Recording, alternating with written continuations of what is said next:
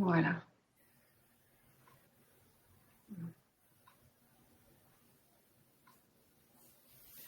Voilà, normalement c'est bon. Bonsoir, bonsoir. Est-ce que les personnes qui sont présentes nous voient bien et m'entendent bien? Si vous voulez mettre un petit message sur le chat, ça nous permettra de bien vérifier la connexion. Ah, super. Merci Alice. Merci Valéria. Bon, déjà, c'est bien si on nous entend bien. Merci Manon. Camille. On va attendre un petit peu, mais rapidement que les personnes puissent se connecter. Je me présente, je m'appelle Mylène Bastide-Lopez. Je suis chargée de communication pour les cliniques Girex et j'ai le plaisir d'animer ce soir le webinaire sur le syndrome des ovaires polykystiques, le SOPK, et la fertilité, en particulier la PMA. L'idée de ce webinaire, c'était qu'on se retrouve ensemble sur 1 heure de temps pour qu'on puisse aborder déjà de façon assez simple qu'est-ce que le SOPK, quels sont les symptômes les plus fréquents, parce que vous allez le voir, il y en a beaucoup. Comment on peut vivre avec le SOPK et comment le SOPK peut impacter réellement la fertilité.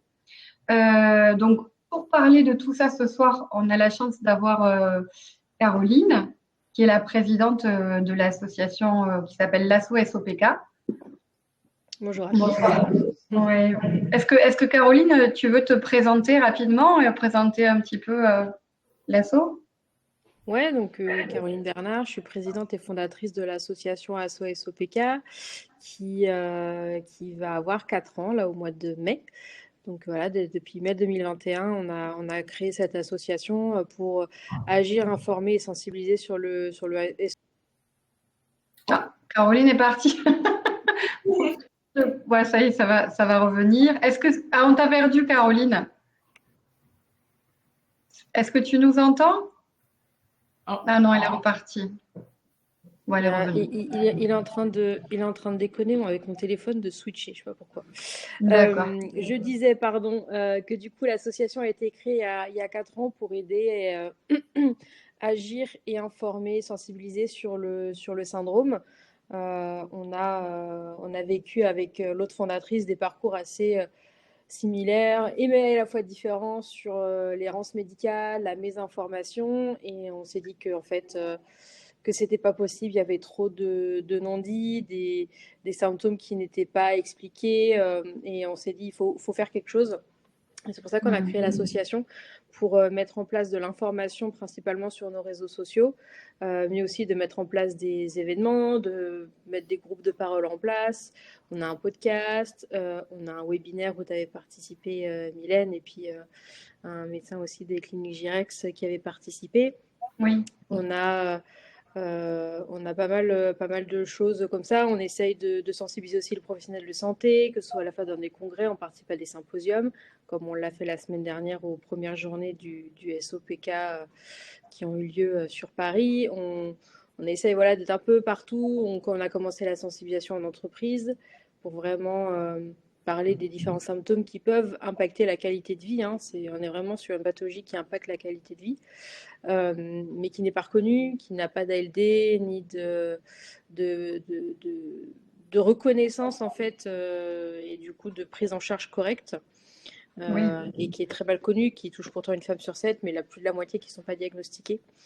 Donc voilà un peu nos combats, et là on espère relancer par exemple de la sensibilisation aussi dans les écoles, parce que plus tôt on est au courant, plus tôt on peut surveiller un peu les symptômes, et plus tôt le SOPK peut être pris en charge. Voilà un petit peu nos champs de bataille. Oui, c'est un vaste champ de bataille C'est ça, qui va certainement évoluer avec le temps. Ouais. Du coup, je vais juste laisser le docteur Yana se présenter. Neus. Bonjour, je suis la docteure Neus Yana, je travaille à Girex, je suis spécialiste en PMA. Et à Girex, on fait des traitements de fertilité, on voit des patients avec des ovaires polykystiques, bien sûr.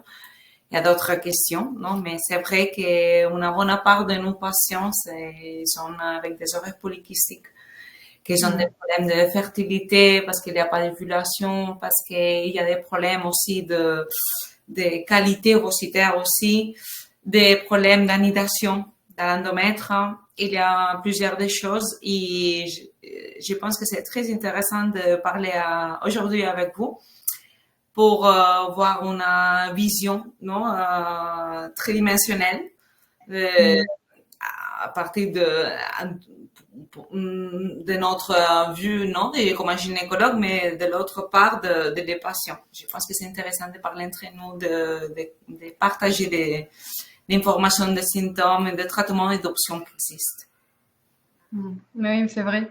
C'est vrai que comme tu le disais, Caroline, c'est pas facile à partir du moment où c'est mal identifié, mal diagnostiqué.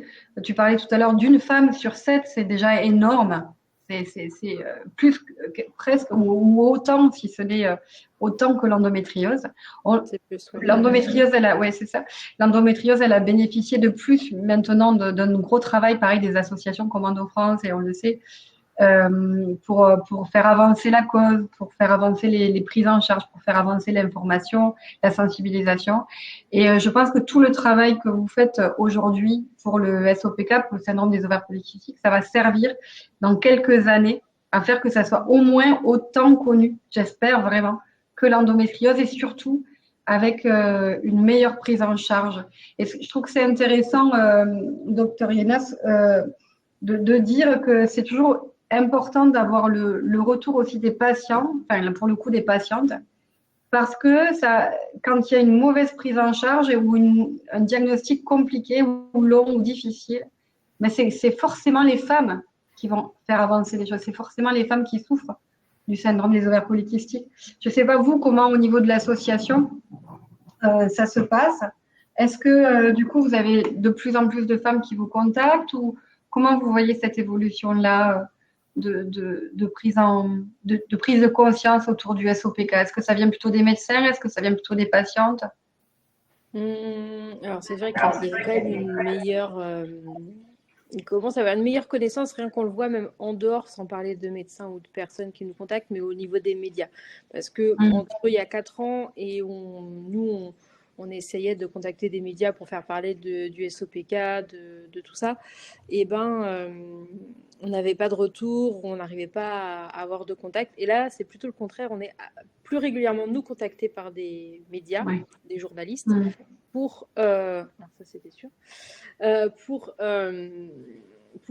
parler du SOPK dans des journaux. On est passé sur le MAC de la santé. Enfin, il y a et du coup là on voit que il commence à y avoir quand même un intérêt pour le SOPK, et que c'est même des étudiants qui font leur mémoire d'études sur le SOPK, des étudiants, enfin des lycéens qui sont en terminale, qui font leur grand oral de bac sur le SOPK. Avant, on n'avait pas toutes ces demandes. Et là, on a énormément de demandes, donc on voit que déjà l'information et la connaissance grandit. Par contre, la prise en charge est toujours malheureusement un peu médiocre. Il y a des médecins qui pensent toujours que le SOPK, il n'y a pas de prise en charge, il n'y a rien à faire, mis à part pour l'infertilité, sauf que, certes, on va parler beaucoup d'infertilité aujourd'hui, parce que voilà, c'est un peu le sujet des cliniques, tout ça, mais ce n'est pas le seul symptôme, et il y a beaucoup d'autres choses à faire, même si on ne veut pas un enfant, pour prendre en charge le SOPK et éviter toutes les complications qu'il y a derrière. Mais c'est vrai qu'on a malheureusement beaucoup de retours de personnes sur nos réseaux qui nous disent voilà, j'ai été diagnostiquée d'un SOPK, on m'a dit qu'on ne pouvait rien faire pour moi, je suis perdue, on ne m'a pas proposé de prise en charge, je ne sais pas quoi faire, on m'a juste dit de revenir quand je veux un enfant, mais je ne veux pas un enfant tout de suite. Mais en fait, du coup, je ne sais pas, parce qu'on m'a dit que peut-être j'arriverais pas à avoir un enfant. Donc, est-ce que finalement, j'en voulais pas tout de suite? Mais enfin, voilà, c'est plein de choses comme ça, de mélange aussi d'informations, parce qu'on parle infertilité, les personnes vont plutôt comprendre stérilité, vous n'aurez jamais d'enfant. On a beaucoup de témoignages comme ça en mode on m'a dit que je pourrais jamais avoir d'enfant, je me suis jamais protégée, et paf, je suis tombée enceinte. Ah oui, mais en fait, on ne parle pas de stérilité dans le SOPK, et il y a quand même, pour le rappel, il y a quand même 70% des femmes avec un SOPK qui arrivent à concevoir naturellement. Donc, ça c'est important de le dire quand même. Ouais, c'est quand même un gros chiffre. Donc, non, il n'y a pas de stérilité avec le SOPK. S'il y a une stérilité, ça vient, voilà, ça peut arriver, mais ça vient d'autres choses. Mais voilà, c'est vrai qu'il y a pas mal de mésinformations sur le sujet, et c'est pour ça qu'on est là aussi, essayer de remettre un petit peu les choses à l'heure, enfin, dans les bonnes informations grâce à Oui, un comité scientifique voilà, qui est composé de médecins. Et dès qu'on a des questions, des informations sur des articles scientifiques, voilà, ils nous redirigent. Et c'est ça qui est intéressant de notre côté, c'est qu'on arrive à fournir de l'information qui est vérifiée, de la bonne information. Et, mais ouais, il y a encore beaucoup de méconnaissances, même chez les médecins. Alors, heureusement, c'est une minorité quand on va dans des congrès, ce genre de choses. Ah oui, une association, pourquoi faire? Le SOPK, c'est très bien pris en charge. Bah, malheureusement, si on est là, c'est qu'effectivement, il y a des choses à mettre en place et que il y a quand même un petit combat et que la majorité enfin, une bonne partie des médecins, c'est pas forcément de leur faute. Il n'y a pas eu vraiment pendant les études, c'est pas forcément beaucoup abordé. Je ne sais pas en Espagne, mais en tout cas en France, il y a même pas à peine un pauvre petit paragraphe sur le sujet. Et pourtant, plusieurs spécialités de médecins devraient connaître le SOPK. Ça va du médecin traitant, parce qu'il peut être le premier médecin qu'on voit dès qu'on a des symptômes, au gynécologue, à l'endocrinologue, mais au médecin radiologue qui va faire des échos. Ou la sage-femme. La sage-femme. Enfin, voilà, il y a des femmes qui passent par les sages-femmes aussi, oui. Le kiné, enfin, il y a vraiment, parce que le kiné va être amené à traiter des femmes qui ont un SOPK, même le dentiste. Avec le SOPK, on a des soucis au niveau de la gencive. Et D'accord. Je sais plus qui c'est qui m'en a parlé la semaine dernière. Bah, si, c'est Florine de l'association. Je crois qu'elle a été voir un dentiste. Et le dentiste lui a dit, ah oui, vous avez un SOPK, donc il y a ça au niveau de la gencive. Et elle était un peu... Ah oui, donc c'était étonnant. Oui. Au courant.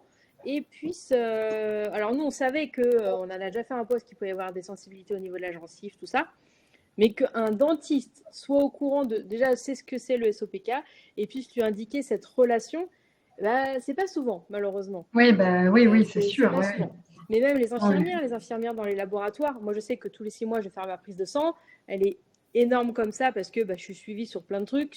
J'ai d'autres, un historique médical, mais entre les carences, l'insuline, tout ça, on dit oh là là, tout ça, mais pourquoi? Qu'est-ce qui vous arrive? Je dis c'est mon bilan tous les 6 mois, donc j'essaie d'expliquer, j'ai un SOPK, tout ça. Ah oui, ok, je vous explique. Donc c'est quelque chose qui devrait être connu, enfin qui devrait, ça c'est aussi être un autre combat, parce que par exemple, on parlait de l'endométriose, elles ont récemment réussi à avoir un chapitre entier dans les livres de médecine, dans les études de médecine. Et ça va être quelque chose aussi qu'il va falloir qu'on fasse avec l'asso, c'est avoir ce chapitre pour le SOPK. Et Endo-France et les associations sur l'endométriose, voilà, elles ont 20 ans d'avance sur nous. Donc, elles ont 20 ans de travail derrière. Et c'est vrai qu'on se dit que peut-être tout le travail qu'elles ont fait, ça va permettre de sensibiliser sur la santé de la femme et se dire, il y a d'autres pathologies qui méritent d'être prises en charge aussi. Et peut-être qu'on arrivera plus facilement à avoir une reconnaissance, une meilleure prise en charge, le meilleur remboursement. On espère. On verra. C'est pas aussi simple que ça, mais c'est vrai qu'elles sont un exemple pour nous. Elles ont réussi à avoir des choses qu'on espère avoir un jour pour le SOPK. Ça viendra forcément, ça viendra. Comme tu le disais, c'est une question de temps et de mobilisation et d'information. En tout cas, moi, j'en suis convaincue vraiment que ça viendra parce qu'on est aussi à l'ère, à une période où les femmes osent un peu plus parler, ont plus envie de s'exprimer, vont pouvoir être peut-être plus, moins, on va dire, naïves par rapport à leur corps, par rapport à leurs sensations, par rapport à leur sexualité, par rapport à plein de sujets, en fait. Et je pense qu'aujourd'hui, en 2025, il y a encore beaucoup de choses à faire. Mais même au niveau sociétal, les femmes sont normalement plus aptes à prendre la parole. En général, je parlais toujours des extrêmes dans les deux cas. Mais, et je pense que ça fait aussi partie de ça, parce que c'est quand même une pathologie féminine comme l'endométriose. Et que malheureusement, ce manque de prise en charge, il est aussi relatif à la société et à tout ce que ça peut comporter de relations avec le patriarcat, certainement. Enfin, bon, après, ça, c'est un autre sujet, mais en tout cas, c'est en train d'avancer, je pense. Mais totalement, parce que les symptômes sont totalement banalisés. Enfin, même moi, quand j'ai commencé à avoir mes règles, quand j'avais 14 ans, Oh, mais t'as mal pendant tes règles, mais c'est normal, voilà, c'est Mm, normal. mm. J'étais quand même sous médicaments quasiment à chaque fois. J'avais des règles très, très, très abondantes sur 7 jours pleins, mais vraiment très, très. Oh, mais c'est normal. J'avais le Ouais. cycle très irrégulier, c'est normal. Donc tout était normal, donc on s'inquiétait pas. Et Mm. mon diagnostic, je l'ai eu parce que j'étais en surpoids et que je mangeais normalement. Et en fait, c'est plus lié. En fait, le diagnostic il est venu parce que j'ai consulté pour ce surpoids. Mais après, en Voilà. fait, on a associé tous les autres symptômes qui étaient derrière, mais ce n'était pas pour ces symptômes-là que Oui. j'allais à la base. Mais oui, oui, Donc, ça m'étonne pas. Je pense que c'est quelque chose, c'est le syndrome métabolique qui va ramener vers le SOPK au final. ouais, c'est ça. Oui, oui, c'est intéressant. Du coup, ce que je voulais vous dire, bon, à Dr Yenas et à toi, Caroline, c'est que si vous êtes d'accord, je parle rapidement des cliniques Girex parce que du coup, je suis en train de me dire que je n'ai pas présenté. Et après, si vous êtes d'accord, on donne la parole aux personnes qui se sont connectées pour Mhm. qu'elles puissent nous poser toutes les questions et comme ça, on pourra échanger entre nous. Euh, alors moi, comme je le disais tout à l'heure, je suis chargée de communication pour les cliniques Girex. Les cliniques Girex, je dis les parce qu'il y en a deux, principalement une à Barcelone et une à Gérone. Donc, vous aurez compris que c'est en Espagne, en Catalogne. Ce sont des cliniques de fertilité, des cliniques qui sont quasiment dédiées au parcours de fertilité, mais aussi aux femmes, hein, parce qu'on va aussi avoir, mais plus pour les patientes locales, tout ce qui va être gynécologie et obstétrique, qui intéresse peu généralement les patients français, puisque en général, quand on est suivi en grossesse, on le fait dans la ville dans laquelle on habite, et pour l'accouchement, c'est pareil. Donc, on est des cliniques de PMA et on accompagne euh, la majorité de nos patients sont français. On a 80% de nos patients qui sont français, mais tout simplement pourquoi? Parce que euh, pour celles et ceux qui se sont un petit peu renseignés sur le sujet, malheureusement, en France, il y a encore beaucoup de listes d'attente pour accéder aux soins. La majorité des cas au niveau du délai, ça va être à peu près 18 mois, quelquefois plus, rarement moins. Et pour accéder à des dons de gamètes, la plupart du temps, c'est encore plus long. Alors, on ne parle pas de dons de gamètes en particulier ce soir, mais c'est intéressant de le savoir. C'est pour ça que la sécurité sociale française prend en charge les soins PMA qui sont réalisés chez Girex par rapport à ces délais qui sont souvent trop longs pour les femmes et pour les hommes qui veulent avoir un bébé. Et voilà, si vous avez des questions là-dessus, on en parlera tout à l'heure.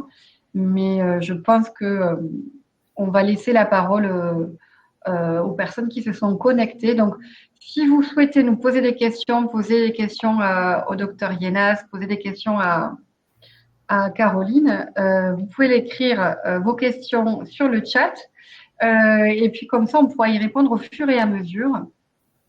Ça peut être des questions sur le SOPK, ça peut être des questions sur les traitements de PMA, ça peut être des questions sur les symptômes, sur la prise en charge, sur le diagnostic, sur voilà, tout ce qui peut traverser l'esprit. Donc, je vous laisse la parole.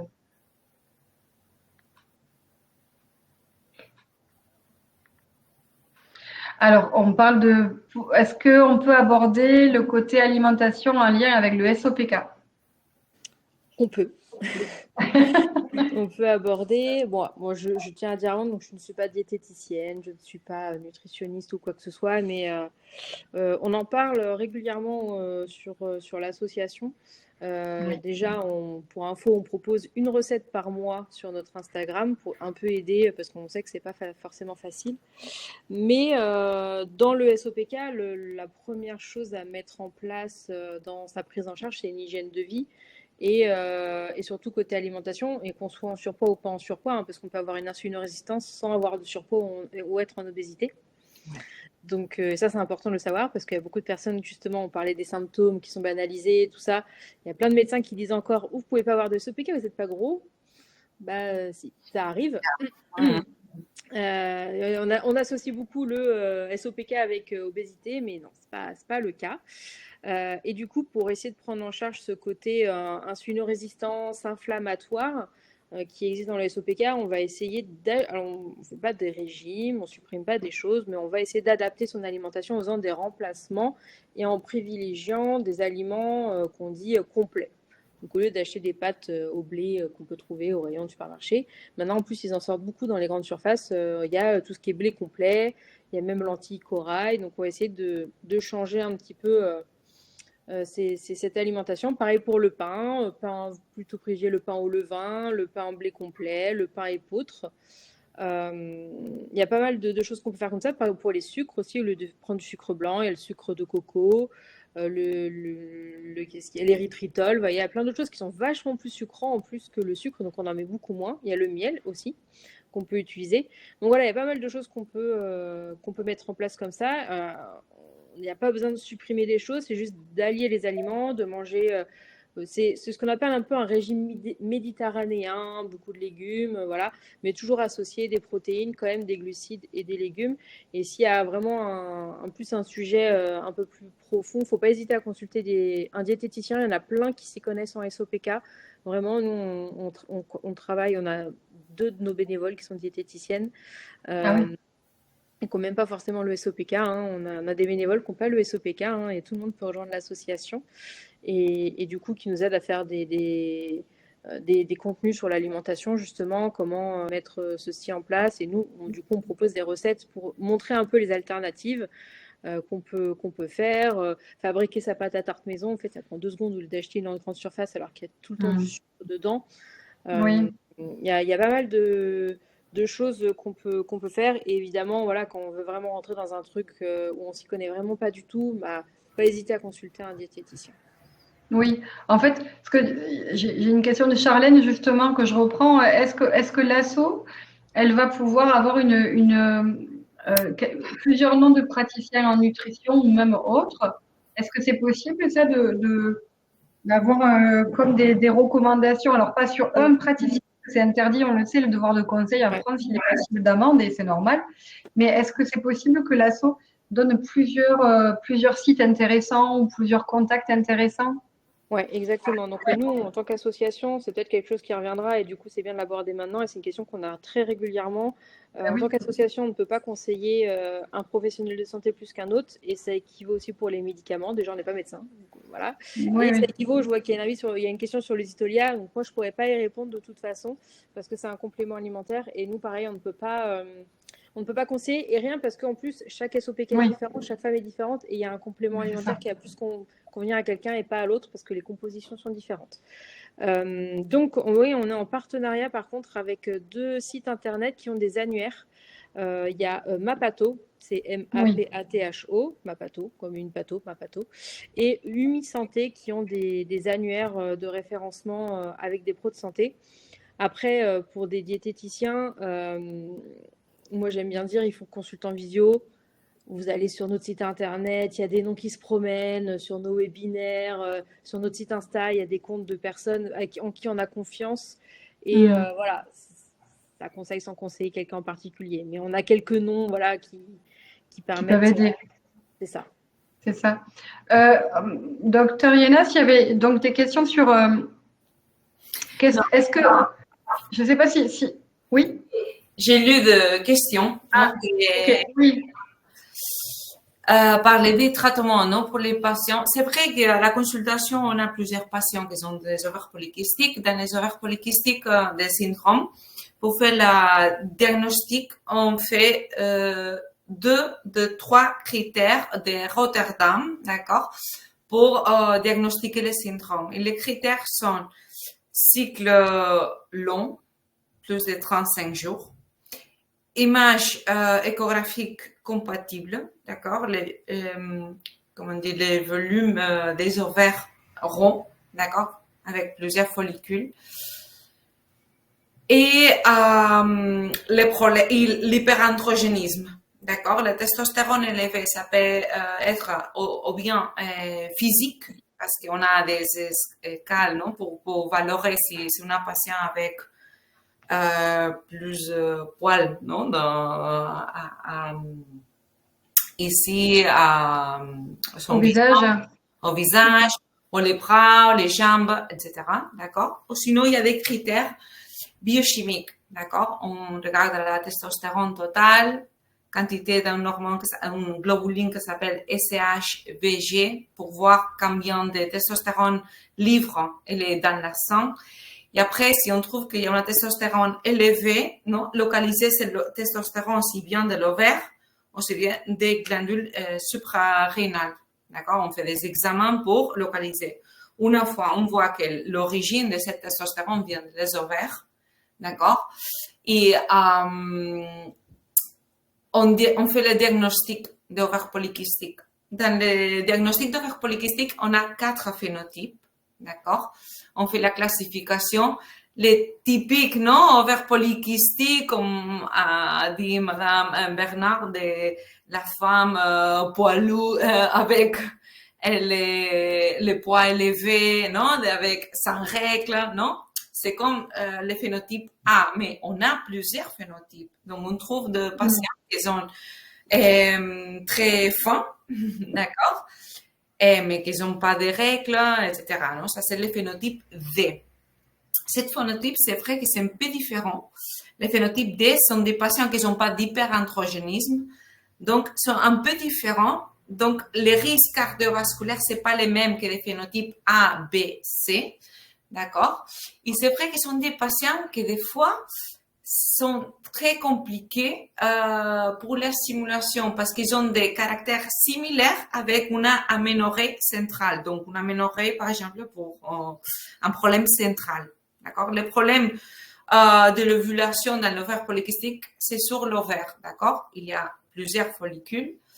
On n'a pas, on peut pas choisir, non? Notre corps, c'est difficile de choisir les meilleurs follicules pour faire ovuler. Donc, il n'y a pas d'ovulation. L'endomètre commence à être plus épais. 2 mois, 3 mois sans règle. Quand arrive la règle, c'est l'hémorragie. D'accord? C'est un peu les comportements des ovaires polykystiques.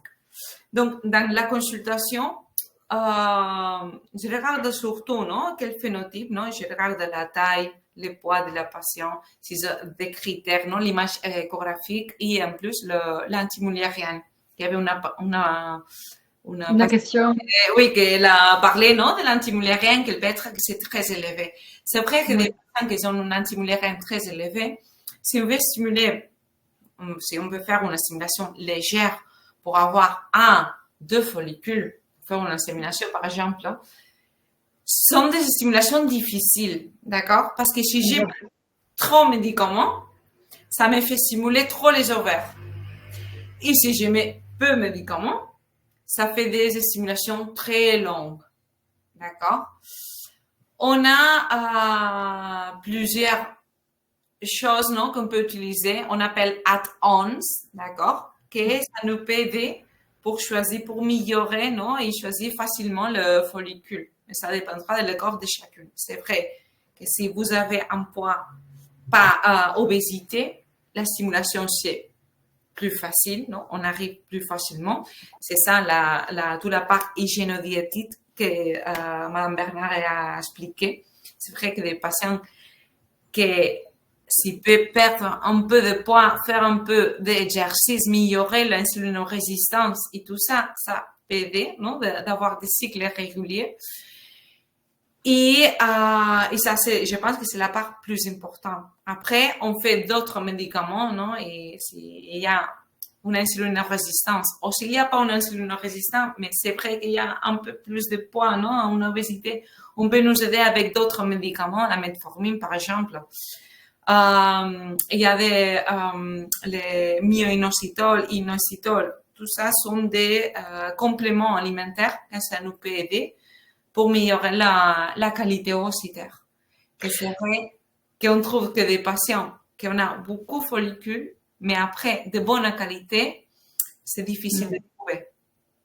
Et du coup, est-ce qu'il existe une molécule ou un traitement qui permet est-ce que c'est possible d'équilibrer l'insulinorésistance? Est-ce que c'est possible d'améliorer l'insulinorésistance et de la réduire ou pas? Qu'est-ce qui peut...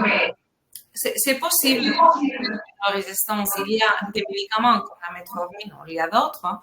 Mais je pense que le plus important, c'est l'exercice physique. Ok, d'accord. Et j'ai plusieurs patients, 16, 17 ans. D'accord? Oui. Et avant de commencer avec une metformine, par exemple, je suis très comme ça de dire, faut faire des exercices. S'il peut perdre un peu de poids, beaucoup de fois, on arrive à avoir des cycles plus en plus réguliers.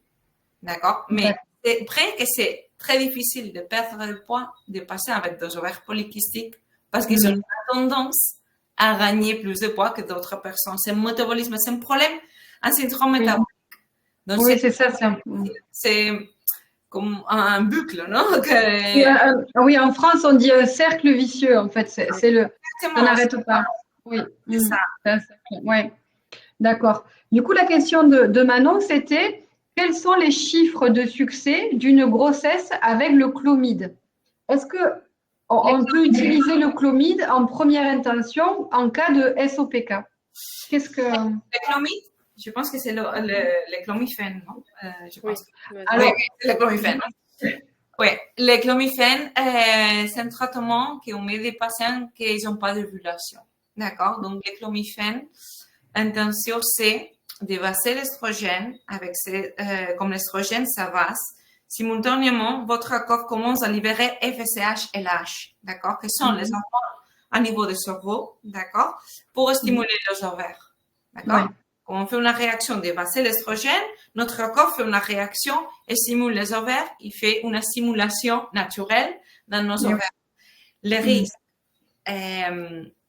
plusieurs follicules peuvent grandir. D'accord? Donc, risque de grossesse multiple. Oui. Et après, l'endomètre, c'est bien, c'est vrai que comme c'est un anti-estrogène, c'est peut-être que l'endomètre reste un peu fin. D'accord? Ah oui, c'est pas assez épais, oui. Oui, mais c'est vrai que des patients qui n'ont pas d'ovulation, je fais pas mal de fois le clomifène. Il y a des patients que ça marche bien, d'autres que non. D'accord. 4, 5 essais avec clomifène, si ça ne marche pas, je recommande de faire une stimulation avec gonadotropine. D'accord. Donc, du coup, au niveau des taux de réussite avec le clomifène, on ne peut pas savoir, ça va dépendre de la femme et de la réaction de son corps. Je peux pas mettre en valeur, je ne sais pas. Désolée. Mais c'est vrai qu'il y a des patients qui tombent enceintes. C'est pour ça que je recommande de faire 4, 5, pas plus de 6 mois avec clomifène. Oui, c'est normal.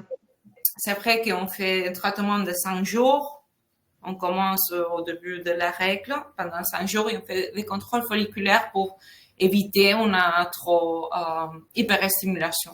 Oui, le risque de grossesse multiple et de complications. Exactement. Et est-ce que...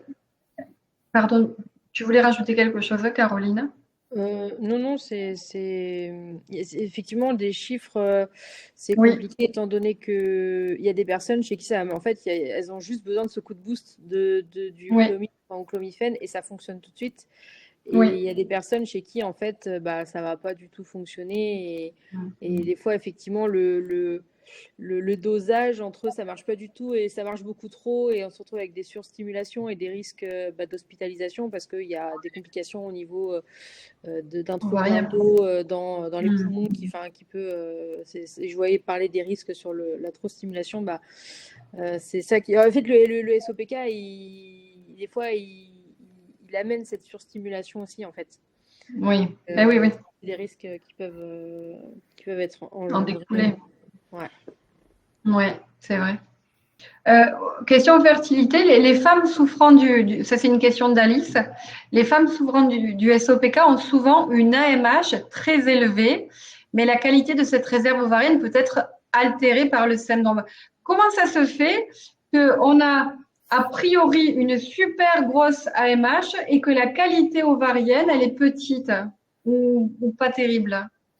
Ça, on a trouvé des patients, par exemple, qui veulent faire, par exemple, une FIP, non? La FIP, je vous explique un peu, c'est un traitement de fertilité qu'on commence avec des gonadotropines, donc FSH toute seule ou FSH LH. Moi, personnellement, je préfère faire FSH LH avec des patients avec des ovaires polykystiques parce que ça m'a fait une meilleure sélection des follicules. D'accord? Et après, par exemple, on fait une stimulation, on a plusieurs ovocytes, mais après le laboratoire, quand on fait l'évaluation des ovocytes, il fait la fécondation des ovocytes, il y a des ovocytes qui ne se laissent pas féconder, ou d'embryons qui n'arrivent pas à bien se développer jusqu'à 5e jour de vie. Ça, on le voit surtout sur le laboratoire, non? Qu'après, quand on parle, non? On a obtenu 25 ovocytes. Embryon, 5. Ah oui. Oui, c'est... L'important, surtout, c'est vrai que le syndrome des ovaires polykystiques, ça fait une pire qualité ovocytaire. Mais c'est vrai que l'âge aussi, c'est un autre facteur. Oui, l'âge, oui, évidemment. Oui. Exactement. Mais c'est vrai que si, par exemple, on a une personne qui a moins de 35 ans, on a 5 embryons bonne qualité à 5e jour, je pense que finalement, c'est un bon résultat parce que 5 embryons, 30 ans, c'est bien. Oui. D'accord. Mais c'est vrai qu'une personne de 38 ans, 5 embryons, je pense que je suis plus pour faire une biopsie d'embryons pour écarter les embryons qui sont anormaux. Oui, qui sont anormaux.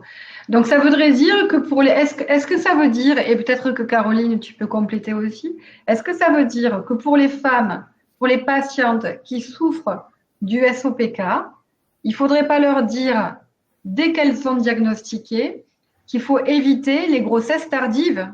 Il faudrait préférer faire finalement des grossesses plus tôt quand on a un SOPK.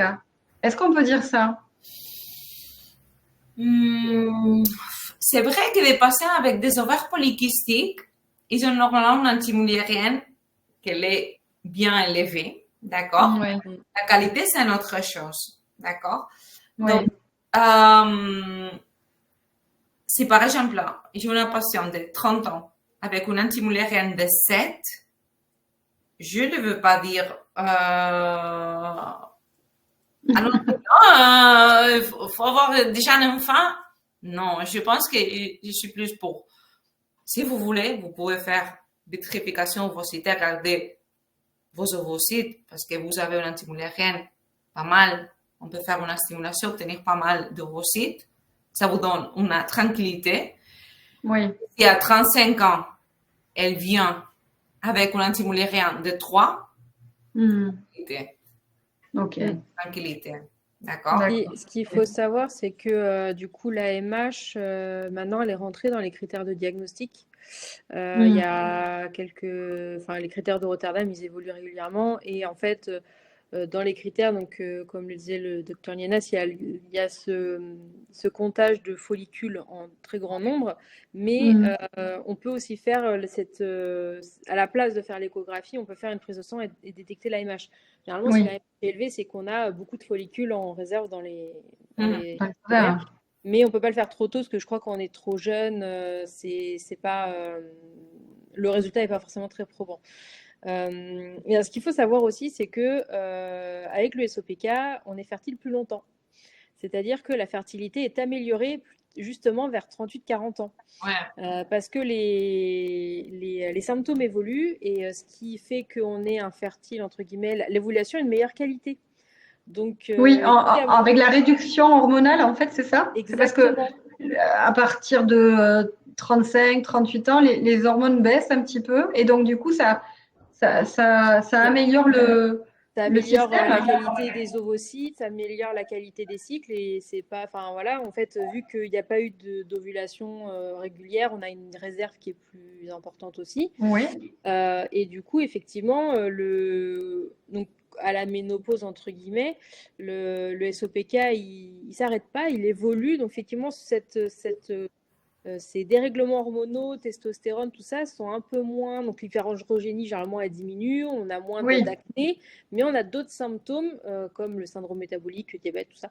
Et ce qui fait qu'en fait, effectivement, vu que les hormones sont un peu plus régulées, on retrouve des qualités d'ovulation. Donc, en fait, des fois, il peut y avoir des grossesses surprises un peu plus tard. D'accord. C'est d'accord. Donc, au final, il y a un moment donné où ça se rééquilibre. Et est-ce que l'insulinorésistance et Et le syndrome métabolique diminue aussi ou ça n'a rien à voir? C'est l'inverse. C'est l'inverse. Ça n'a rien à... Ah, c'est l'inverse. Ouais, généralement, l'insulinorésistance, elle commence à se mettre en place. Moi, si je prends mon exemple, ça fait 2-3 ans que je suis insulinorésistante, qu'on essaye de D'accord. traiter pour justement éviter le Le diabète diabète. quand j'aurai Ouais, peut-être 40-45 ans. Et en fait, c'est là où le syndrome. Justement, en fait, les symptômes, ils évoluent avec l'âge, c'est-à-dire qu'ils sont différents en fonction des ouais. périodes Oui, de la oui. vie. Et le syndrome métabolique va plus se déclarer vers à partir de 45 ans avec l'hypertension, les risques cardiovasculaires, les cancers de l'endomètre, tous les trucs un peu sympas. Voilà. Ah oui, d'accord. Bon, ok. Donc c'est important de le dire parce que c'est vrai que c'est encore une fois de l'information, de la sensibilisation. Et je pense que autant être au courant et informé, et voilà, c'est important pour les femmes. Il y a Sandra qui demande est-ce qu'on peut expliquer ce qu'est la PMA? Qu'est-ce que la PMA et comment ça se passe? Alors, je ne sais pas si vous voulez répondre. Oui, Un peu en général. oui, Oui, non? c'est Bon. vaste. Oui. Le PMA, c'est un traitement qu'on fait, d'accord, des patients, par exemple, qui ont besoin d'avoir un enfant, d'accord? La situation de chacun, c'est personnel, chacun viendra avec cette histoire derrière. Il existe différents traitements, d'accord? Il existe la pétrification ovocytaire des patients qui veulent garder ces ovules parce qu'ils sont pas prêts pour avoir un enfant, donc gardent les ovules pour les utiliser plus tard, d'accord? Après, il y a des patients qui veulent faire une insémination parce que, bon, situation personnelle, non? Ils n'ont pas d'ovulation, ils ont des problèmes pour tomber enceinte parce que comme il n'y a pas d'ovulation, on ne peut pas tomber enceinte. On a un patient qui a 4 règles dans un an. Donc, il y a 4 opportunités pour tomber enceinte en comparaison de notre qui est la règle chaque mois. Donc, il y a une ovulation chaque mois. 12 opportunités. Ça change, non? Ça, c'est une autre situation. Et après, il y a la FIV. Donc, on fait un traitement avec gonadotropine, que c'est un médicament, que c'est un piqûre. Et c'est comme la gonadotropine qu'on produisait normalement, mais avec un dosage plus élevé, parce que l'intention, c'est de stimuler les ovaires, les follicules, tous les follicules possibles. Pas un seul follicule, comme fait notre corps normalement, sinon stimuler plusieurs follicules pour après déclencher une ovulation, aller au bloc opératoire et faire l'extraction de ces ovules. Une fois on a les ovules, on peut féconder avec sperme conjoint, sperme donneur, et après, dans le cycle prochain, faire le transfert de chaque embryon. Ça, c'est un peu résumé. Hein? Il existe beaucoup de choses, mais on peut résumer tout. Oui, c'est ça. La PMA, pour résumer ce que vient de dire le docteur Yenas, c'est la médecine de la reproduction, c'est l'aide médicale à la procréation. On parle de PMA, on parle aussi en France de AMP, c'est une autre façon de parler de la PMA.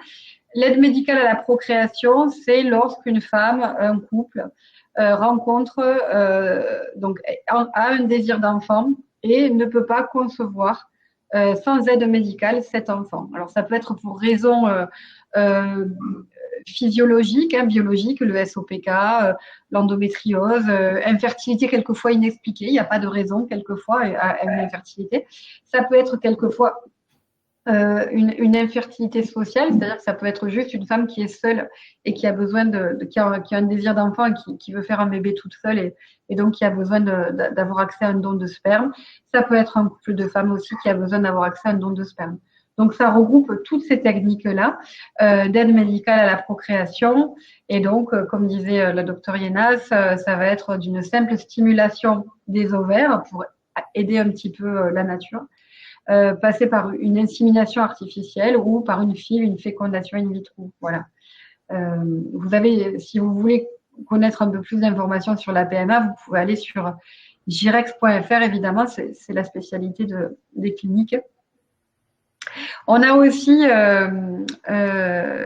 Clélia qui nous parle de son médecin qui lui a prescrit de la metformine suite à sa dernière FIV et ça n'a donné qu'un seul embryon Elle a été stimulée au gonal et aussi, elle dit, j'ai été stimulée au gonal et propose du ménopure. Ah oui, d'accord. Donc, son médecin lui propose maintenant de la mettre sous ménopure. Qu'est-ce que vous en pensez, docteur Yenas? Bon, ça me manque un peu d'informations encore. Mais Oui, c'est vrai que s'il a prescrit de la metformine, peut-être qu'il y a un paramètre, je ne sais pas si c'est parce que vous avez un ovaire polykystique, je sais pas, je ne connais pas non plus votre âge. C'est vrai que gonal, c'est FSH, toute seule, d'accord, ménopure. C'est HMG, donc ça fait comme un traitement de FSH-LH, d'accord? Comme je vous avais dit avant, oui, moi, pour les ovaires polykystiques, je préfère faire un traitement comme ménopure, d'accord? Mais ça, c'est mon critère parce que je sais que ça fait comme une meilleure sélection des follicules. La metformine, c'est vrai que ça peut aider à des patients avec des ovaires polykystiques ou insulinorésistance parce qu'on avait vu que peut améliorer la réponse, la sensibilité de vos ovaires au traitement à gonadotropine. Donc, il y a des patients que si on fait des traitements avec metformine, on a une meilleure réaction, une meilleure stimulation au traitement. Donc, j'aime beaucoup aussi la metformine. Je suis sincère. donc, c'est positif. J'en pense que c'est très bien. D'accord. Mais ça me manque encore d'informations. Hein, que la sortie en seul embryon, je ne sais pas, je ne connais pas votre âge, je ne connais pas les dosages que vous avez utilisés, je ne connais pas. Ça me manque encore d'informations que je ne peux pas donner ma opinion de Oui. ça. Mais si votre médecin vous avait proposé de faire ça, ça peut être parce qu'il espère, non, d'avoir une meilleure réponse. Oui. Oui, parce qu'après un embryon, c'est sûr que oui. Est-ce que d'avoir, ce que demande Charlène, c'est est-ce que d'avoir des ovocytes de mauvaise qualité, c'est forcément lié au SOPK ou pas du tout? Non. Pas tout. Il peut être que vous avez des ovocytes de mauvaise qualité pour plusieurs choses, non? Il y a des Ça peut être, oui. toxiques, contamination ambientale, Oui. cigarettes, mauvaise alimentation. Il y a plusieurs choses. L'âge, toutes les choses qui sont oxydants, non? Tous les oxydants qui existent. Oui. Le stress. Le stress. Le stress. Oui. Bien sûr, ça peut affecter la qualité des ovocytes. C'est vrai qu'on avait vu au dernier congrès qu'il parlait beaucoup d'antioxydants, que ça peut améliorer la qualité ovocytaire des patients avec ovaires polykystiques, avec endométriose, des patients plus âgés. Il parlait surtout des coenzymes Q10, oui. aussi de la mélatonine, il parlait aussi des NMN. Je sais pas exactement, mais ça c'est nouveau, hein, ça c'est. Et il parlait surtout de ça, non? Mélatonine et resveratrol, d'accord? Que c'est notre antioxydant. Et ça, on le propose de faire un traitement, non? De faire ces compléments alimentaires avant de commencer la simulation, non? Comme 2 mois avant, des préparations. Oui. Alors que l'acide folique. Oui. Des choses qu'on connaît déjà, non? Oui, oui, oui. Antioxydants, on avait parlé surtout de ces 4 éléments que ça peut aider à la qualité ovocytaire. D'accord. Donc, ça veut dire que c'est peut-être intéressant de réfléchir à faire une préparation 2-3 mois avant pour commencer à se complémenter. Évidemment, il faut en parler avec le médecin. Hein. Je rappelle la règle d'or, mais que les antioxydants, comme ce sont des gamètes, que ce soit d'ailleurs pour les spermatozoïdes ou pour les ovules, j'imagine que c'est pareil, hein, que ça va intervenir favorablement sur la qualité des ovocytes. Mais c'est vrai que il y a de nombreuses patientes qui n'ont pas de SOPK et qui ont aussi quelquefois une mauvaise qualité ovocytaire. Donc, c'est important de le dire parce que ça peut aussi apporter un autre regard sur les choses. J'ai Charlène qui demande, non, ça on a vu Charlène, c'est celle que je viens d'évoquer. Valéria qui dit: est-ce qu'il y a des bilans sanguins ou tests à réaliser qui permettent de vérifier s'il y a bien une ovulation quand on a, alors elle dit quand on a nos règles, mais juste avant les règles. Est-ce qu'on peut faire un test ou un examen qui permet de savoir si on a ovulé? Mais avec l'ovulation, il y a un pic de LH. Il existe des tests, non, pour voir le pic de LH. Et après, c'est la progestérone qui commence à augmenter. Donc, Oui. s'il y a un pic de LH 36 heures après, il y a l'ovulation, la progestérone commence à augmenter. 15 jours après, il y a la règle, s'il n'y a pas de grossesse.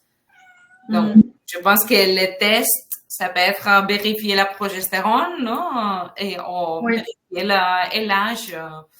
Il existe les tests urinaires, non? Il y a les tests urinaires et sinon, il y a aussi de façon naturelle, c'est-à-dire qu'on a plus de température au moment de l'ovulation et donc de faire ce qu'on appelle la symptothermie, de suivre un peu sa température corporelle. Et c'est vraiment, ça se joue vraiment à pas grand-chose, hein, pas à 3 degrés Celsius, enfin de plus, mais vraiment, si on suit, il y a des applications qui permettent de faire ça. Et il y a aussi la glaire cervicale qui est un peu différente quand justement il y a l'ovulation, hein, pour permettre justement d'avoir que les spermatozoïdes aillent plus rapidement vers l'ovule. Oui. C'est tout fait naturellement pour que ça fonctionne, on va dire. Donc, il y a des... Ouais, puis les tests urinaires sont très connus, hein, effectivement. Oui, ça peut être une piste. Quel est le risque? Ça, c'est Gésiel. Je ne sais pas si je prononce bien, je pense que c'est Gésiel, mais quel est le risque de stimuler trop les ovaires? Les risques de grossesse multiple et les risques d'hyperstimulation. Ouais. Que ça, c'est très rare, l'hyperstimulation. Ouais. Surtout parce que l'hyperstimulation, ça fait, une fois il y a l'ovulation, d'accord? Et cette hyperstimulation, s'il n'y a pas grossesse, ça arrive à la normalité toute seule, avec douleur, pas mal. Avec la douleur. Bien. Mais le problème, c'est qu'il y a une hyperstimulation et en plus, il y a une grossesse. Donc, l'hormone de grossesse, CG, ça fait pire cette hyperstimulation. Oui, et donc ça peut être dangereux. Oui, pour la santé, oui, bien sûr. Oui, bien sûr. Est-ce que l'ovunol est préconisé? Ovunol. Alors, je ne sais pas ce que c'est, mais... Ovunol. Oui. Ok. Un ovusitol, non? C'est ovunol. O-V-U-N-O-L. Ovunol. Est-ce que c'est peut-être un complément alimentaire, non? Ça a l'air d'être des compléments alimentaires, effectivement. Enfin, un complément alimentaire de myo-inositol, donc c'est comme tous les autres compléments qu'on peut trouver. Ok. Bon, est-ce que Caroline, tu voulais apporter une réponse là-dessus par rapport à des retours d'expérience de comme je le disais tout à l'heure, donc nous, on peut pas conseiller de compléments alimentaires. Il en existe plein. C'en est un. Oui. Les Itolia, c'en a un autre. Il y a Ginositol aussi. Enfin, voilà, il y en a plein. Tous sont au moins composés de myo-inositol. Alors, en fait, c'est pareil. Ça va fonctionner ça va pouvoir aider certaines personnes et chez d'autres personnes ça va pas forcément fonctionner. En fait, faut vraiment essayer en fait pour voir si ça fonctionne. Après, il faut voir les compositions parce que tous n'ont pas forcément les mêmes compositions. Il y en a qui ont d'autres composants dedans et c'est vraiment là-dessus qu'il faut regarder, peut-être se renseigner, peut-être voir avec son médecin qui connaît peut-être un peu plus au niveau des compositions.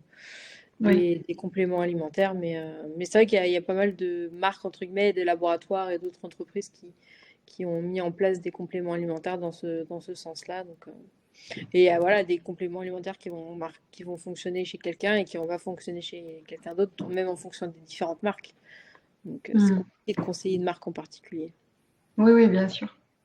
Mais Charlène répond. Charlène dit que c'est exactement ce qui lui est arrivé. Elle a eu beaucoup elle répond à ce que vous disiez, docteur Yanès. Elle a eu beaucoup de follicules qui ont été prélevés, mais finalement très peu d'embryons. Et elle a fait des grossesses biochimiques plusieurs fois. Donc, au final, ils vont passer par un accueil d'embryons pour que ça soit plus simple. Et ça, c'est important de le dire, Charlène. C'est vrai que ça fait partie de certains cas de figure sur la qualité des ovocytes, comme on parlait tout à l'heure. Valéria qui demande vers quel âge est-il recommandé de préserver, de vitrifier ces ovocytes pour une femme atteinte de SOPK. Et est-ce que... Alors, moi, je répondrai tout à l'heure par rapport à la sécurité sociale, mais je laisse répondre le docteur Ienas pour l'âge, pour la vitrification des follicules, des ovocytes. Je recommande la vitrification avant 35 ans, d'accord? Mais c'est vrai que comme vous êtes plus âgé, la qualité, c'est pire, d'accord?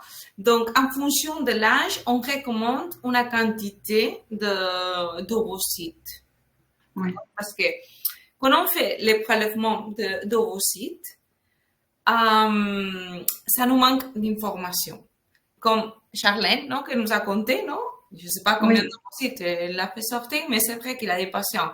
J'ai fait une simulation, j'ai 20 ovocytes. Wow, je suis tranquille. Oui. C'est vrai qu'il peut donner une fausse sensation de sécurité, d'accord,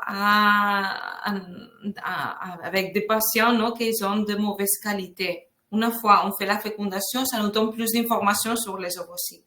Donc, en fonction de l'âge, comme on ne connaît pas qu'est-ce qui va passer avec cet ovocyte, et ça va laisser féconder avec les spermatozoïdes, si on va arriver des embryons, on recommande une quantité élevée d'ovocytes en fonction de chaque âge. Donc, si par exemple, vous avez 35 ans, ma recommandation, c'est d'avoir 14 à 16 ovules congelés. D'accord? Ça, c'est la moyenne pour arriver à avoir un enfant à la maison. Ça, c'est la recommandation. Si vous avez 38 ans, on recommande à peu près 20 ovules. Ah oui. Et avec 40 ans, si vous voulez faire une vitrification, on recommande plus de 25 ovules. D'accord? D'accord, oui, c'est pour garantir. Oui, c'est très difficile d'avoir 25 ovules, d'accord, avec une seule stimulation avec 40 ans. Donc, pour pas arriver à ça, je vous recommande de faire la préservation de la fertilité avant 35. D'accord, oui, je comprends. Oui.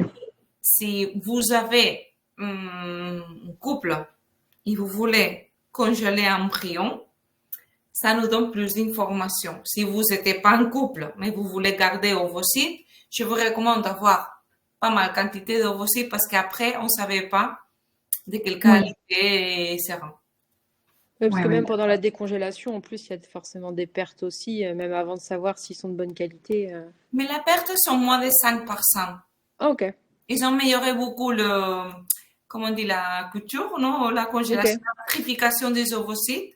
Ils ont amélioré beaucoup la technique, donc la perte ne sont pas... Ok.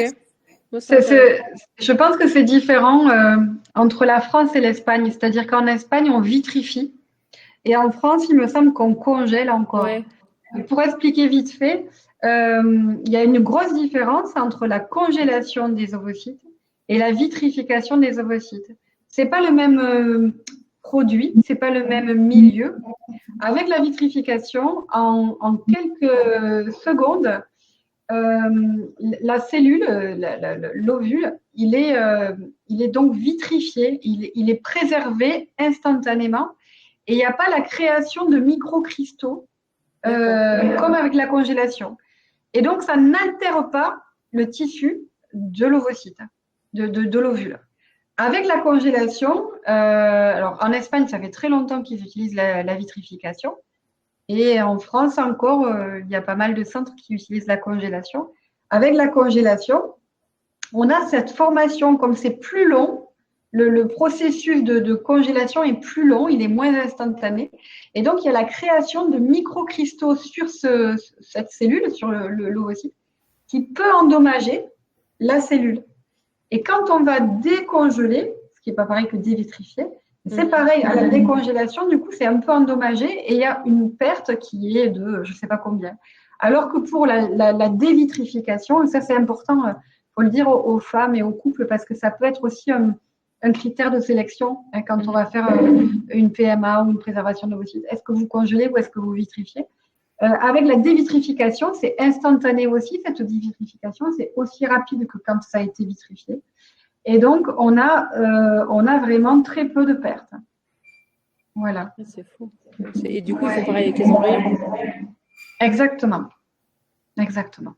À l'époque, on parlait de TEC, transfert d'embryons congelés. Oui. Et aujourd'hui, on parle de TEV, transfert d'embryons vitrifiés. Et c'est vraiment intéressant de noter la différence parce que ça fait une réelle différence au niveau de la qualité de ta PMA. Tu vois?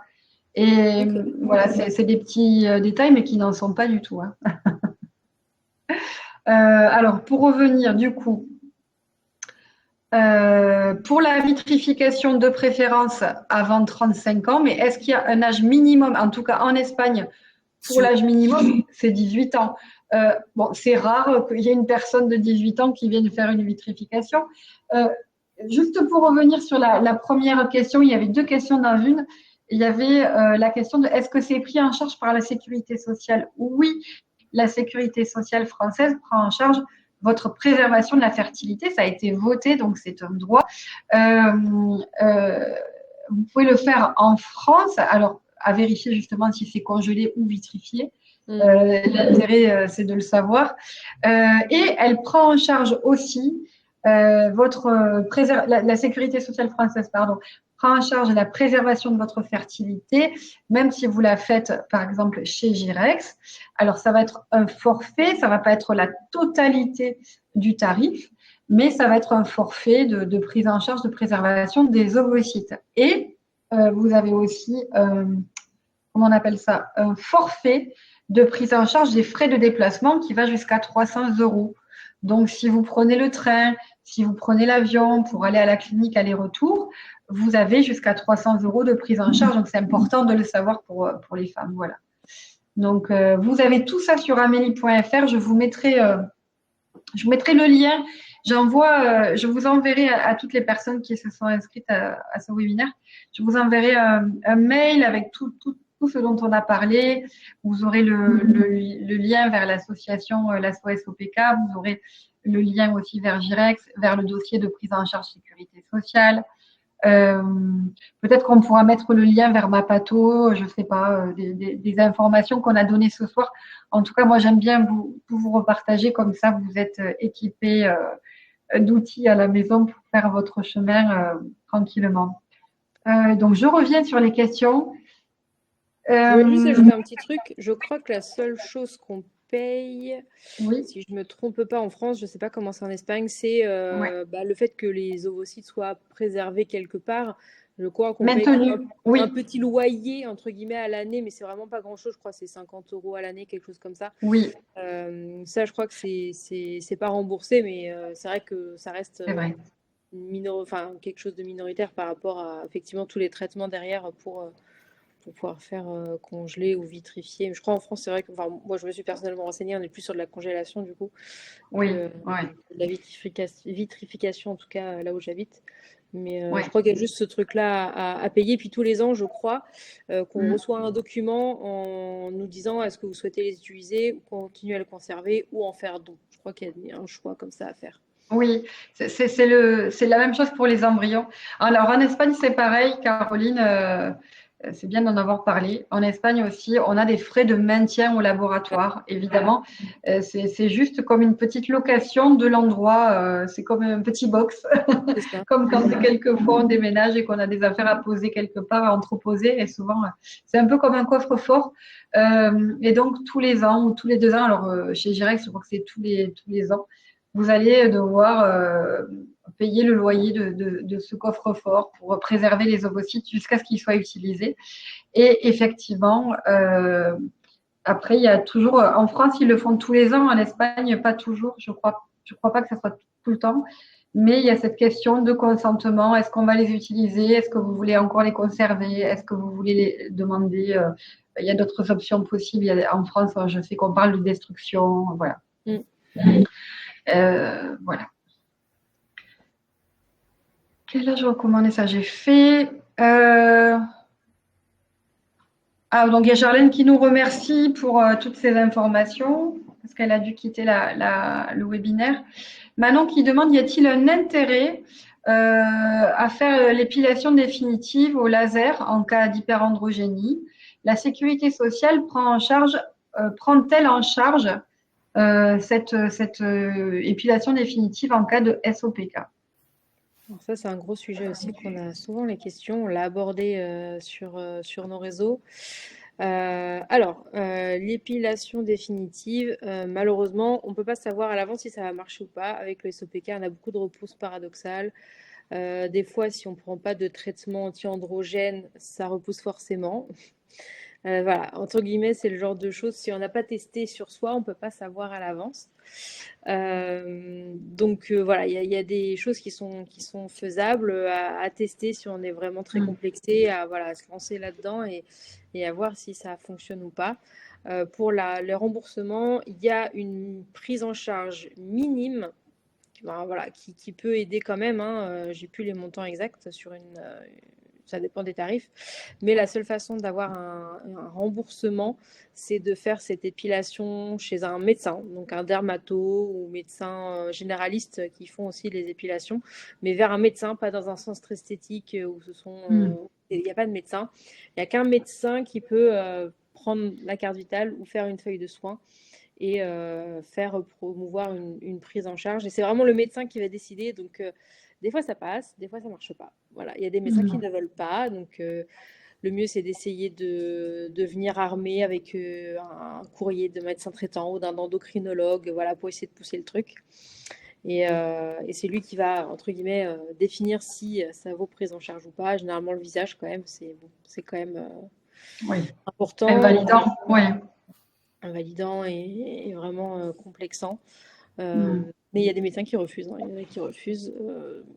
Donc voilà, pour la pilosité, on ne sait pas trop les résultats. Il y a des personnes chez qui ça va très bien marcher, d'autres chez qui ça ne va pas marcher. Et la prise en charge n'est pas totale encore. Ouais. D'accord. Question de Cindy. Quel conseil pour une femme célibataire de 36 ans qui a donc le SOPK? Est-ce que la PMA est accessible en France ou faut-il obligatoirement aller à l'étranger? Et la CPM rembourse-t-elle? Néous, peut-être un conseil donc pour une femme célibataire de 36 ans avec un SOPK, la vitrification, je ne sais pas. Oui. Vitrification. Ouais. La préservation des ovocytes, en fait. Oui. Ouais. Oui, et c'est vrai que ça nous va manquer une part de la qualité, non? On se fera on aura les ovocytes, mais après ça nous va manquer, non? Oui. Féconder ces ovocytes et tout ça. Mais si vous faites une stimulation, on a plusieurs ovocytes, ça augmente la possibilité, non, de que ça va fonctionner. Oui, donc en faisant une préservation de la fertilité, une vitrification des ovocytes, vous allez être rassuré. On n'aura pas toutes les informations sur la qualité ovocytaire, mais au moins il y aura cette sécurité dans le temps sur les ovocytes qui pourra être utilisés plus tard. Est-ce que la PMA est accessible Pardon Non, oui. Le dernier congrès, je parlais d'un software qui fait comme une analyse des ovocytes pour voir le potentiel de ces ovules, s'ils ont la capacité d'être fécondés et la capacité d'arriver à donner un blasto, que c'est un embryon de vie. Donc ça, on le fait avec l'intelligence artificielle. Comment savoir que ça commence à... Peut-être que dans 2 ans, c'est la technique top. Je sais pas, hein? Mais ils ont regardé ça, non? Comme tout le monde était pareil, donc on trouve qu'on a des ovocytes, mais ça nous manque d'informations pour après la fécondation. Donc, ils ont fait en fonction des caractéristiques, ils font comme un score, d'accord? Une puntuation de chaque ovule, la capacité qu'a chaque ovule pour arriver à donner un blasto. Donc, si on a plusieurs ovocytes avec un aspect, non? Un score, et on trouve que c'est une mauvaise qualité, on va proposer de faire une nouvelle stimulation pour accumuler. Ou sinon, dire, vous avez une qualité moyenne, vous pouvez avoir le risque d'attendre, non? Et sinon, il y a toujours l'option de passer à don d'ovocytes. On trouve que c'est une qualité top. Vous n'avez pas besoin de faire une deuxième simulation parce que on croit qu'on va arriver à avoir des blastos de bonne qualité avec vos ovocytes. D'accord. Donc ça, c'est le laboratoire qui va déterminer. Oui, ce pour le score. moment, on a les biologistes qui ont l'intelligence artificielle, que ça nous dit, Oui. non, ça impression, Oui. non? D'accord. Bonne qualité, c'est très bien. On trouve que non. Oui, Mais c'est vrai qu'ils d'accord. sont en train de faire un savoir pour faire comme une classification de ovocytes. Oui, d'accord. Je tourne un peu la lumière. Voilà, ça va mieux. D'accord, ok. Est-ce que la PMA est accessible en France? Oui. La difficulté simplement en France, c'est que la plupart du temps, il y a une liste d'attente qui peut aller entre, on va dire, qui tourne autour de 18 mois en moyenne. Et cette attente-là, quelquefois, est longue en fonction de l'âge que vous avez. C'est-à-dire que si vous avez 36 ans et que vous imaginez attendre 37 ans et demi pour une vitrification, c'est long. Mais c'est accessible en France et c'est pris en charge par la sécurité sociale. La PMA, pourquoi on parle de la PMA à l'étranger? Parce qu'il n'y a pas de liste d'attente. Donc, c'est souvent la raison pour laquelle, en dehors du fait qu'il y a des techniques un peu plus avancées qu'en France, et on parlait tout à l'heure de la vitrification, les patients viennent, en tout cas chez Girex, pour faire leur PMA parce qu'il n'y a pas de liste d'attente et aussi parce qu'il y a des procédés, des technologies qui sont avancées, on dit en moyenne entre 10 et 15 ans. Donc, c'est la raison. Et vous pouvez aussi avoir une prise en charge de sécurité sociale. Si vous voulez, je vous mettrai aussi le lien vers un article que j'ai écrit sur la prise en charge sécurité sociale des soins à l'étranger. Une question de Clélia, ça sera la dernière parce que je n'ai pas vu du tout passer l'heure. Il est 20h13. Dans le cas du SOPK, les embryons peuvent être de moins bonne qualité, mais est-ce qu'une grossesse est possible si la qualité est moyenne? Par exemple, avec un embryon de qualité C. C'est possible, bien sûr. Ouais. Mhm. On a des patients avec des embryons qualité C qui tombent enceintes. C'est vrai, Oui. la tolérosite, c'est moins, mais c'est possible. Hmm. Et est-ce que, en sachant qu'il y a un risque de fausse couche, alors en sachant que le risque de fausse couche est plus important pour une femme atteinte du SOPK, est-ce que c'est vrai? Oui. Il y a plus de risque de fausse couche? Il y a, je ne peux pas dire exactement pourquoi, mais c'est vrai. Et surtout en relation s'il y a une obésité associée. D'accord. Donc, je ne sais pas exactement les mécanismes pourquoi il y a plus risque de fausses couches, mais on a des patients qui, par exemple, ils ont une obésité, un syndrome ovaire polycystique. Elles arrivent à perdre, je ne sais pas, une part de son poids, qui arrive à avoir un IMC moins de 30, et après, tombe enceinte sans fausse couche. Donc, c'est pas exactement qu'est-ce que c'est la connexion qu'il y a, Oui. mais c'est vrai qu'une femme ovaire polycystique, surtout s'il y a une obésité associée, il y a plus risque de fausse couche. D'accord. Ok. Même si c'est une femme qui est jeune, qui a 30 ans, c'est pareil. Ok. D'accord. Bon, j'espère que ça répond à votre question, Clélia. Merci Cindy de vous être connectée. L'idée en fait de ce webinaire de ce soir, c'était de pouvoir échanger. Merci Clélia. De pouvoir échanger librement, comme ça c'est toujours intéressant en tout cas, même moi, j'en apprends toujours lors des webinaires parce qu'il y a toujours des questions qui sont abordées. Il y a plein de choses que je ne savais pas, par exemple sur la vitrification avant tel âge et sur le cumul aussi des ovocytes. Et aussi sur la préservation de la fertilité en France. Donc, je vous remercie vraiment toutes les deux. Merci Manon. Je remercie donc le docteur Yenas pour toutes ces réponses et merci aussi à Caroline pour ta présence et je trouve que c'est intéressant d'avoir toujours le point de vue, pour le coup, de personnel et aussi associatif, puisque toi, tu as la double casquette. Oui. Qu'est-ce que je voulais vous dire ce soir? Qu'on se retrouve, on aura le plaisir d'être là le 20 septembre. T'as encore Est-ce un que tu veux secret. parler? Ah, pardon. Non, mais on peut en parler un petit peu, il n'y a que 12 personnes. Bon, de toute façon, si les personnes connaissent l'association, savent qu'on continue, mais ça fait 2 ans qu'on organise ce qu'on appelle un forum du SOPK qui permet d'allier conférences par des professionnels de santé et des ateliers pour montrer un petit peu comment prendre en charge son SOPK, vers qui se diriger pour prendre en charge son SOPK en fonction de ses symptômes. Et donc, on l'organise toujours au mois de septembre parce que c'est le mois de sensibilisation au SOPK. Et cette année, donc on l'annonce officiellement le 5 mai que J'ai le... spoilé. Voilà, Pardon. c'est pas grave.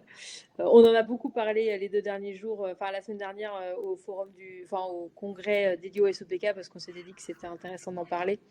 Mais du coup, on a déjà un peu spoilé aussi. Mais voilà, du coup, cette année, on aura un atelier dédié à la PMA en Espagne et en France. Et du coup, il y aura Glenn et le docteur Yenas qui seront là avec le docteur Colin Chow, qui est une gynécologue en France et qui a parlé du côté français. Donc, il y aura un peu ces deux côtés, côté Espagne, côté France, avec effectivement les délais qui sont sûrement plus courts en Espagne, parler un petit peu le parcours, je pense, c'est à peu près similaire, mais comment gérer un parcours en Espagne alors qu'on habite en France, enfin, voilà, et la version et le côté suivi en France, comment ça fonctionne, et de voir un peu les deux côtés. Donc ce sera super intéressant, je pense, pour les personnes qui sont concernées par le sujet de voir un petit peu, même pas forcément PMA, effectivement, Oui. purification et conservation des ovocytes. Voilà, pour être honnête, moi j'ai eu 32 ans et je me pose la question de le faire. Donc c'est bien de savoir que jusqu'à 35 ans, j'ai encore un peu de temps pour Oui. enclencher le processus. Encore. Voilà, j'ai encore un peu de temps pour enclencher le processus, mais c'est vrai que c'est quelque chose qui me trotte dans la tête et j'ai pas envie de regretter en fait et de me dire que ce soit trop tard et qu'après je me dise j'ai loupé le coche. Donc même voilà les personnes qui sont intéressées par ce côté-là parce que effectivement les délais d'attente, je sais qu'en France, pour avoir été entourée de médecins sur un événement qui parlait essentiellement infertilité, parce que c'est un gros sujet quand même l'infertilité en France et en Europe. Il y avait un événement auquel j'ai participé qui s'appelle Tackling Infertility, qui est mis en place par un laboratoire en France. Et il y avait beaucoup de gynécologues et, de toute l'Europe, de tous les pays. Et il y avait vraiment eu un point sur l'infertilité. Et c'est vrai que quand on vient pour faire une PMA, enfin en France en tout cas, pour avoir un enfant tout de suite, on va passer plus facilement que si on vient juste congeler ses ovocytes. Donc le délai d'attente est un peu moins long. Mais effectivement, si on veut concevoir entre guillemets tout de suite, il faut passer plus rapidement parce qu'avec ces chiffres actuellement d'infertilité qui sont assez inquiétants, il faut relever un petit peu le nombre d'enfants, tout ça. Donc, mais ce sera super intéressant de pouvoir en parler effectivement au forum et c'est un sujet qui intéresse beaucoup de monde. Donc, je pense qu'il y aura beaucoup de monde à vous écouter ce jour-là. Voilà. Tu en auras d'autres sujets. Hein, voilà. Vu que ça ne concerne pas tout le monde, il est mis en atelier. Mais il y aura sur l'hyperandrogénie, il y a vraiment des conférences un peu basiques au début de journée sur le SOPK en termes généraux, sur les bases de la prise en charge. Il y aura une conférence sur l'obésité, le diabète, l'insulinorésistance et après les différents ateliers. Donc il y aura celui sur la PMA, mais aussi sur l'hyperandrogénie. On parlait de laser tout à l'heure, je ne sais plus si la personne est encore là, mais on parlera de cette prise en charge épilation laser, de l'acné. On parlera, on parlait compléments alimentaires, il y aura un atelier sur les compléments alimentaires. Pas sans vous donner de marque, mais vraiment de dire voilà les compositions qui en fonction des différents symptômes et après aux personnes de se dire ok moi j'ai tel symptôme, je vais plutôt me diriger sur telle composition et de travailler auprès de la personne, de voir pas mal de petites choses pratiques comme ça assez intéressantes pour que les personnes puissent prendre en charge leur prise en charge. Il y aura sur la diététique et les troubles du comportement alimentaire. Enfin voilà. Un gros panel. Troubles cardiovasculaires aussi, peut-être au circulatoire, tout ça. Oui, bien sûr. Ouais. Et oui, le forum sera sur Paris. Ce sera à Montreuil, le samedi 20 septembre. On l'annonce officiellement sur nos réseaux le 5 mai et les inscriptions seront à partir de juin. Voilà. Bon, mais du coup, vous savez tout. Voilà. En Viens nous avant-première, suivre. presque. Viens nous suivre sur les réseaux quand on annonce ça. Bon, mais en tout cas, moi, ce que je fais, c'est que je vous enverrai à toutes et tous le mailing avec tous les liens. Ce que je ferai, Caroline, c'est que par mail, si tu veux me faire passer des liens auxquels tu penses, Oui, qu'on a évoqués, tu peux me les faire passer d'ici demain. Et comme ça, demain, j'envoie à tous les participants les liens, le dossier sur la prise en charge sécurité sociale, en passant par la préservation de la fertilité. Et voilà, si vous avez besoin d'être en contact avec un gynécologue de la clinique, c'est possible aussi. Mais bon, avec l'association aussi, la SOSOPK, voilà, vous aurez tout demain. Et je vous remercie, je remercie Dr Yenas et Caroline pour votre disponibilité et pour votre connaissance. Vous avez plein d'infos là qui ont été très intéressantes. Merci à tous. On avait passé une bonne soirée. Oui. ouais, merci pour l'invitation. Et puis, c'était vraiment super de pouvoir parler d'un petit peu tout ça. Même moi, j'en ai appris, donc c'est top. Merci, ouais. Mais merci à toutes et à très bientôt alors pour la suite de l'aventure SOPK. Bonne soirée. Bonne soirée. Bonne soirée. Au revoir. Au revoir.